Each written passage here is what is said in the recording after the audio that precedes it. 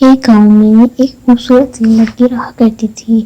وہ اتنی خوبصورت تھی کہ گاؤں کا بڑا سے بڑا آدمی اس سے شادی کرنا چاہتا تھا، لیکن وہ کسی کو خاطر میں نہ لاتی۔ اسے ہمیشہ سے ایک نہ ایک دن انسان سے شادی کرنے کا شوق تھا۔ اس کے ساتھ ساتھ وہ پریوں کی دنیا دیکھنا چاہتی تھی۔ وہ کئی پجاریوں کے پاس گئی تاکہ وہ اسے اس بارے میں کچھ بتا سکے، لیکن وہ ناکام رہی۔ اس نے ہمت نہ ہاری، وہ اپنی تلاش جاری رکھی۔ آخر میں وہ ایک بڑھیا کے پاس گئی۔ اس بڑھیا نے کہا کہ جب سے میں نے سنا تھا کہ کوئی پریوں کی دنیا کے بارے میں جاننا چاہتا ہے تو میں نے اس کی تلاش شروع کر دی اور آخر تم مجھے مل ہی گئی۔ وہ بہت خوش تھی کہ اس کی تلاش ختم ہوئی۔ بڑھیا نے اسے پریوں کی دنیا کے بارے میں بتایا اور اس نے وعدہ کیا کہ وہ اسے ضرور وہاں لے کر جائے گی۔